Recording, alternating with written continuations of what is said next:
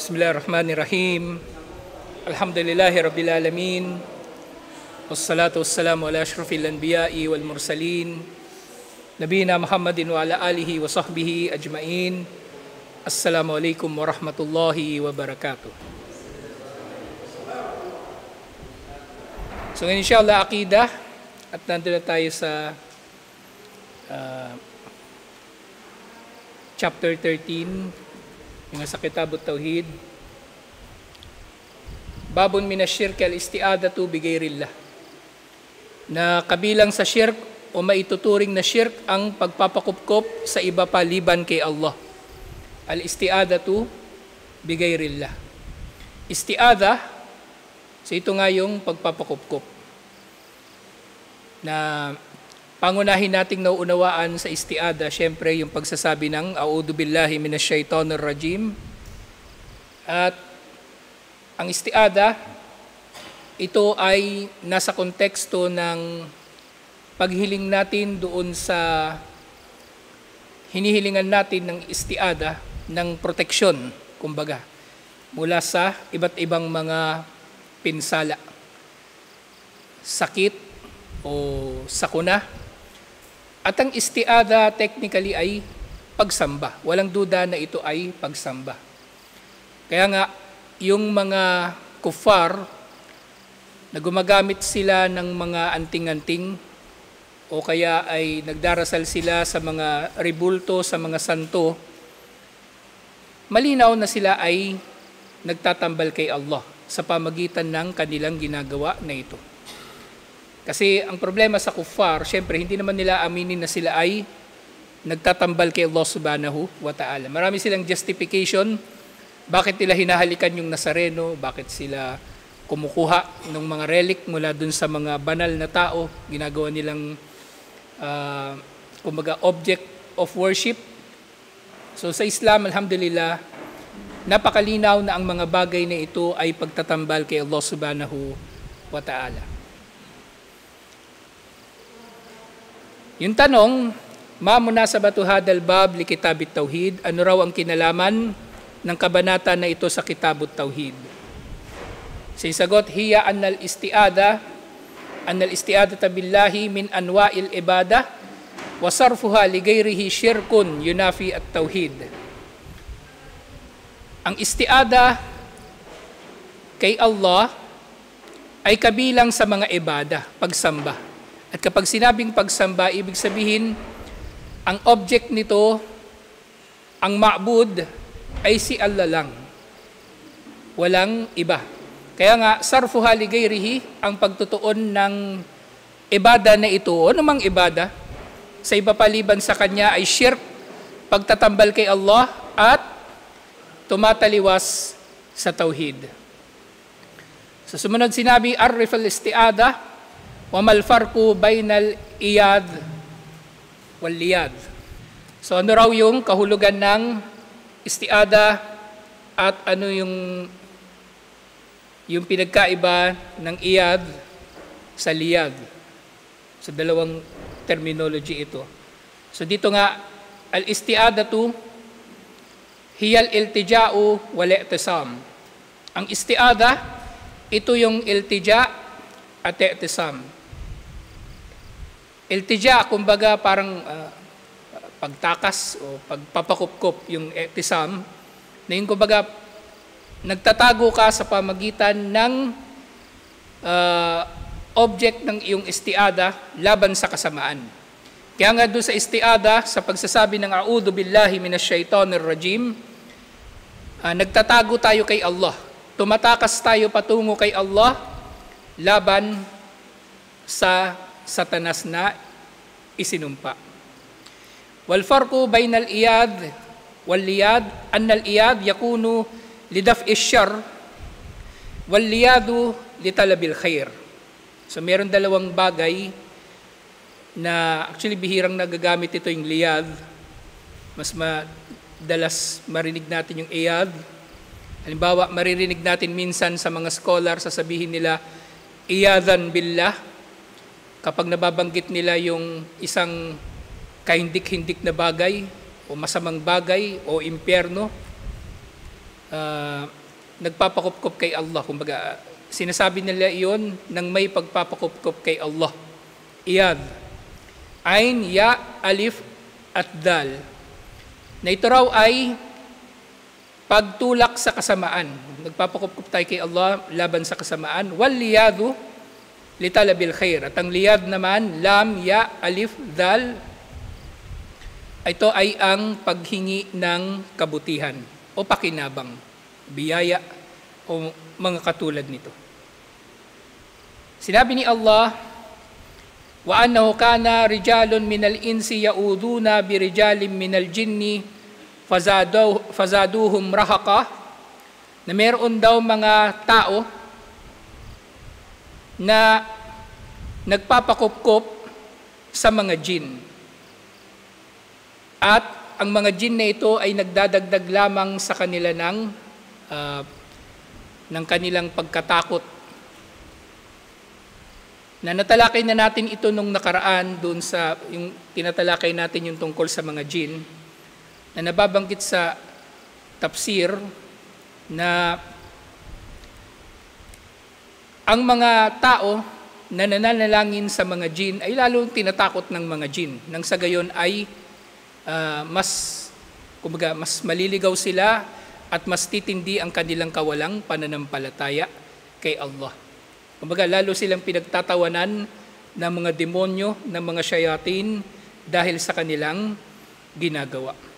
So yung ginagawa nila ay itinuturing na istiada rin, na naghihingi sila ng proteksyon laban sa jin. Na nagiging katawa-tawa sila lalo sa mga jin. Kasi yung jin naman yung tumakot sa kanila, tapos magpapakupkop din sila sa jin.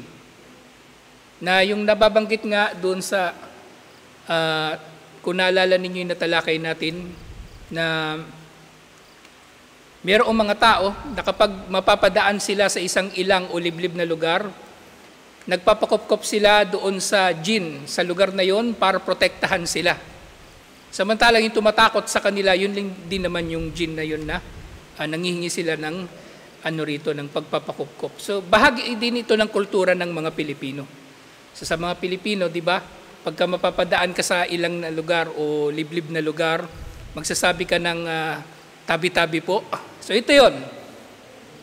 Kumbaga, pinapatabi mo yung jin nang sa gayon hindi sila mapipinsala, yung nuno o yung kung ano pa mang naroroon. So ikaw ay natatakot sa kanila na mapinsala mo sila at pipinsalain ka rin nila. Sumunod na tanong, udkur sababun nuzul hadihil ayah wabayyin wajhud dalalatu minha. So ito na nga, mababanggit dito yung nabanggit ko kanina, yung kabuuan nito. Sababun nuzul anna rajula min al-Arab fil jahiliyati kana idha nazala o amsa biwadin khala wa khafa ala nafsihi. Na yung dahilan daw ng pagkakababa ng aya na ito ay meron daw mga Arabo o taong disyerto o sa Arabo yung tinukoy dito. Nung panahon ng jahiliya, ng kamangmangan, kapag sinabing jahiliya, panahon bago pa naging propeta si Propeta Muhammad sallallahu alaihi wasallam, na kapag napapadaan daw sila sa isang lambak, ay natatakot sila para sa kanilang mga sarili. Qala, at sinasabi ng mga ito, audu bisayyidi hadal wadi min sufaha'i qaumihi. Nagpapakupkup ako sa pinuno ng lambak na ito laban sa mga tanga ng kanyang nasyon. So kumbaga, natatakot siya na pipinsalain nung jin sa wadi na yon, sa lambak na yon. Kaya nagdadasal siya doon sa siga nung wadi na yun. Kumbaga, natatakot ka dumaan doon, di kakaibiganin mo yung siga para hindi ka na pipinsalain ng mga taga roon. Na dito nga, yuridu kabirul jin, ang dinadasalan niya yung pinakamalaking jin o pinuno ng mga jin. Falamma ra'atil jin annal insa yauduna bihim zaduhum rahaka ay khawfan wa irhaban wada'ran. Na kapag nakikita nga ng mga jin, ng mga tao na ito na nagpapakupkop sa kanila, lalo nilang dinadagdagan ng takot ng mga ito, yun nga, tinatakot pa nila lalo ang mga ito.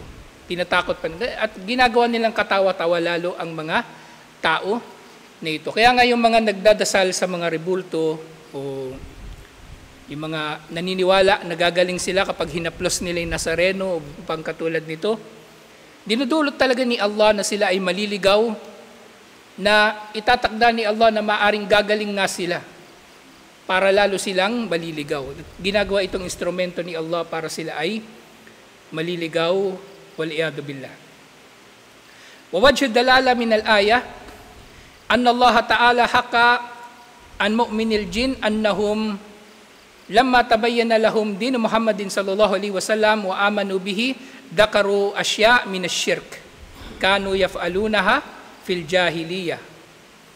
Na sinasabi nga rito na si Allah, yung nababanggit doon sa suratul Jin kanina, ay binabanggit dito ang ilan sa mga kwento na ibinahagi ng mga dating naniniwala sa mga jin o sumasamba sa mga jin. Pero nang lumitaw na ang mensahe ni Propeta Muhammad sallallahu alaihi wasallam at sila ay nanampalataya sa mensahe na ito, nang sila ay nagmuslim, ikinukwento nila yung mga nangyari sa kanila noong panahon ng shirk na dati nilang ginagawa noong panahon ng jahiliyah. At ito yung isa sa mga nakukwento nila. So paano nila makikita natin, mga Arabo, itong mga ito, pero ang shirk sa iba't ibang anyo nito ay magkakapareho. Kahit iba-iba sila ng lugar, iba-iba ng nasyon, iba-iba ng wika, ang shirk sa panahon ni Propeta Muhammad sallallahu alaihi wasallam at ang shirk ngayon ay merong pagkakahawig, merong pagkakatulad. Kaya nga ang shirk, lahat ng shirk ay nilalabanan natin sa pamagitan ng parehong dalil. Ang Quran ay nananatiling relevant ng panahon ni Propeta Muhammad sallallahu alaihi wasallam sa panahon natin ngayon hanggang sa dulo ng panahon. Mananatili itong relevant lalong-lalo na sa pagtakwil sa shirk. Wa min jumlatiha al-isti'adatu bi ghairillah. At ang kabuuan nga ng aya na ito ay ang pagpapakupkop ng mga tao sa iba paliban kay Allah. Merong isang hadith, iniulat ito ni Imam Muslim mula kay Khawla bint Hakim, qalat, iniulat ni Khawla bint Hakim, sami'tu Rasulullah sallallahu alaihi wasallam yaqul, man nazala manzilan faqala a'udhu bi kalimatillahi tammat min syarri ma khalaq lam yadurhu syai'un hatta yarhal min manzilihi dalik. So sa halip na magpakupkup ka sa engkanto, so ito ang dapat na gawin.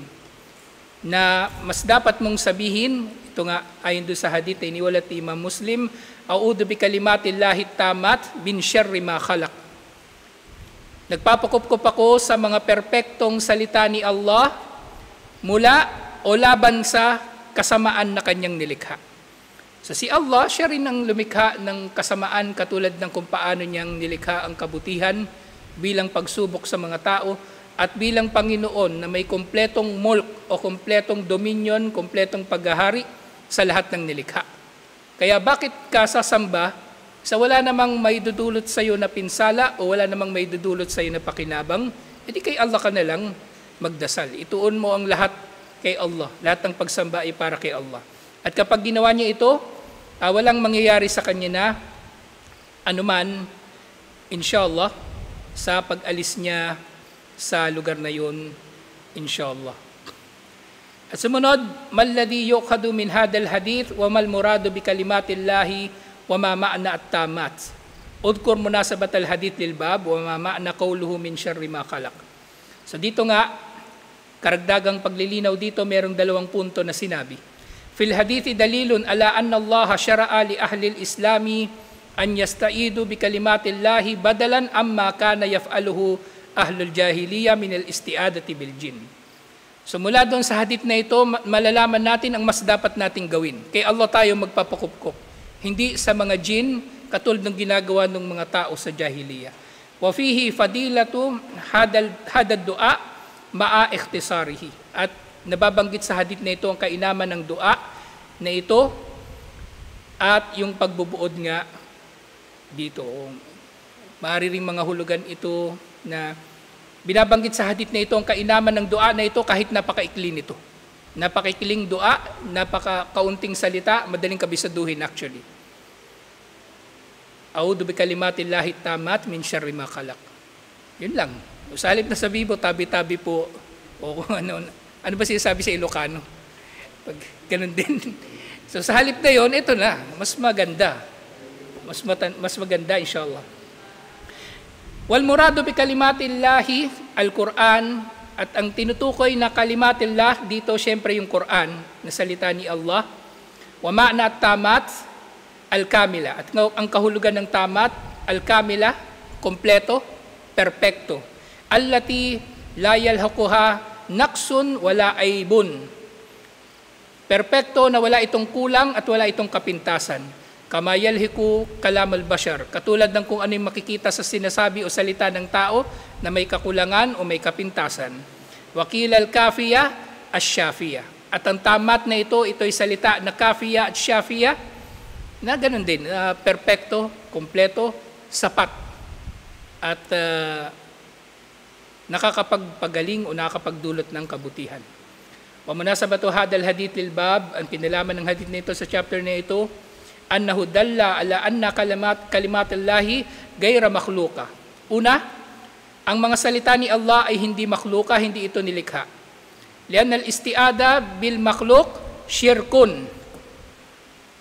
So, ibig sabihin, na pagtibay dito na ang kalima ni Allah ay hindi nilikha dahil bahagi ito ng sifa ni Allah, ang kalam.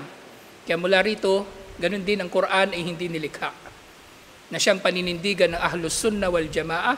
Alhamdulillah na mula rito ay, o dahil dito, ay nagtiis ang marami sa ating mga ulama, ang marami sa kanilang paninindigan na ito ay nakulong, pinarusahan, pero alhamdulillah napagtibay na ang salita ni Allah ay hindi nilikha.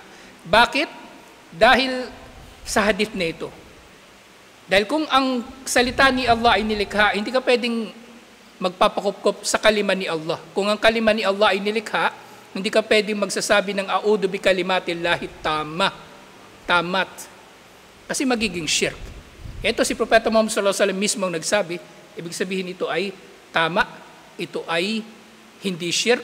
Therefore, magiging batayan din ito ng salita ni Allah ay hindi nilikha. Wa ma'na qawluhu min syarri ma khalaq, ang kahulugan ng sinabi ni Propeta Muhammad sallallahu alaihi wasallam mula sa kasamaan ng kanyang nilikha, min syarri kulli makhluqin fihi syarrun wallahu a'lam. At ganyan din, isang kahulugan din nito, nagpapakupkup tayo kay Allah mula sa kasamaan ng nilikha ni Allah, ay kasamaan ng mga nilikha ni Allah. Okay? Oo, si Allah rin ang may likha ng kasamaan, katulad ng kung paano niyang nilikha ang kabutihan.